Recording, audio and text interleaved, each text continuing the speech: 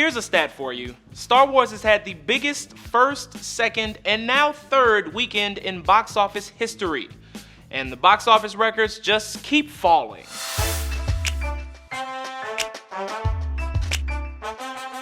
There are stories about what happened.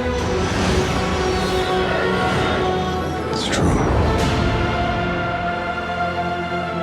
All of it. 3 weekends in, Star Wars hasn't even broken a sweat. It brought in another $88 million and managed to pass up one of the most iconic movies in American history for total haul. This is it! Hold on! Oh God! Do not let go of my hand! Before the weekend even got started, Star Wars flew past Titanic to take the spot as the second highest grossing domestic film ever. Let's not forget, on the way to that record, it passed Jurassic World and The Avengers. Also, considering the Force has only been awake for 3 weeks, it's only a matter of time before Star Wars takes Avatar's spot at the tip top of the all-time domestic box office list. If you look at the movie set to hit the box office between now and next week, it's smooth sailing for BB-8 Company. All that said, Star Wars does have a ways to go before it's what some would consider the true champion. Can't think of anything bad enough to call it.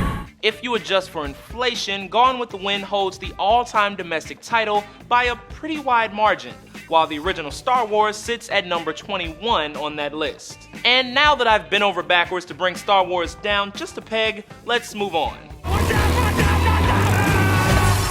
Did Brad just die? Well, I think we all need to prepare ourselves for that possibility, Pumpkin, okay? Holding on to the number 2 spot with a great second weekend is Daddy's Home, bringing in an estimated $29 million.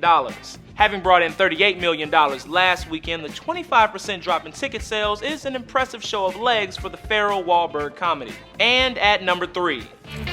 Got room for one more? Quentin Tarantino's The Hateful Eight finally gets its nationwide release, bringing in an estimated $16 million.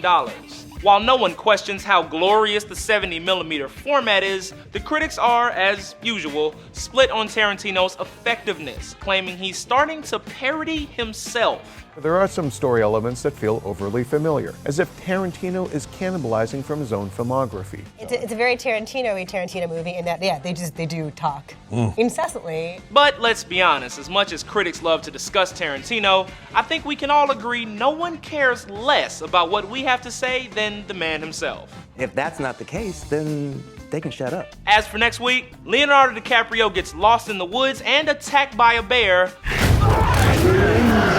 all in hopes the Academy will hear his cries for help. For Newsy, I'm Jamal Andrus.